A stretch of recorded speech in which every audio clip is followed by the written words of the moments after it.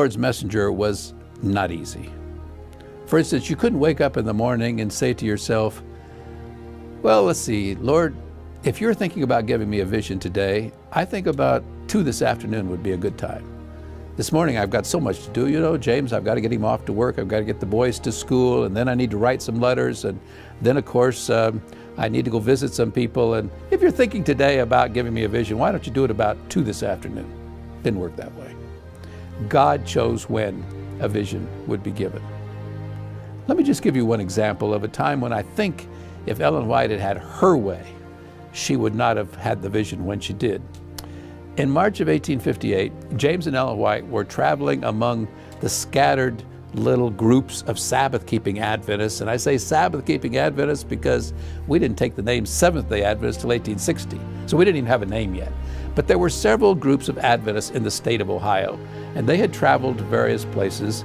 And on the weekend of March 13, 14, 1858, they had come to a little place called Lovett's Grove, Ohio. There was a schoolhouse. We had no church building there, so they were holding the meetings that weekend in the church house, or in the schoolhouse, excuse me. And everything was going fine, except on Sabbath, a little baby son of one of the members died. And so, because James White was there, they asked him if he would stay over and have the funeral on Sunday, which he agreed to do. So he had the service, and when he was through, Ellen White stood up and she began to offer a few words of condolence to that grieving family about their little baby boy that had died, that James had just had the service for, when all of a sudden she went into vision. Now, usually when Ellen White went into vision, she would call out, "Glory to God," sometimes repeating it 2 or 3 times. The record we have is that it sounded every time when she would say, "Glory to God, glory to God." She's physically right there, but it sounded like her voice was getting further and further away. Did that happen this time? We don't know, because there's no record specifically, but that would have been typical. She was in vision for 2 hours. Now, funerals in America are usually very somber occasions. It's not something you would normally want to interrupt. And I'm sure if she'd had her choice, she would not have chosen that venue for this particular vision. But what did God show her? Well, among other things, he showed her what we today call the Great Controversy. It was the Great Controversy vision. And if you stop to think about it from God's perspective, what better place to talk about what Satan has done, the results of sin, the impact of this rebellion that began in heaven, than at a funeral.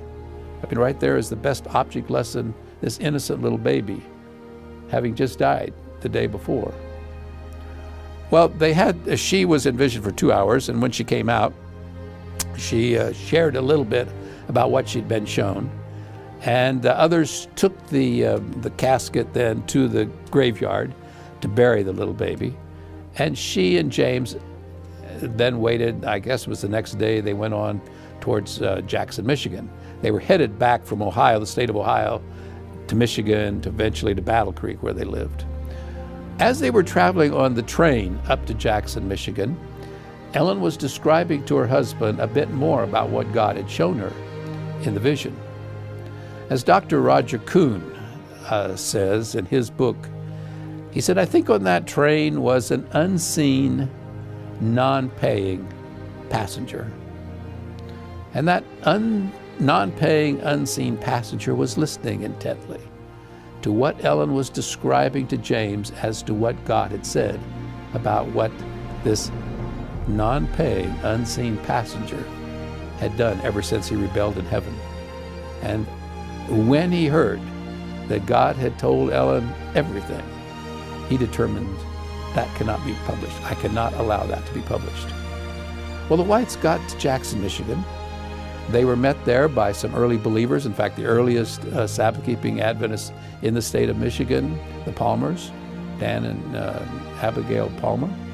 And Ellen White then went to their home. They were going to spend a day or two and then travel on to Battle Creek on the train. And while she was there, she had a stroke of paralysis. She was only 31 years of age. They didn't think that she was going to live. They prayed for Ellen White,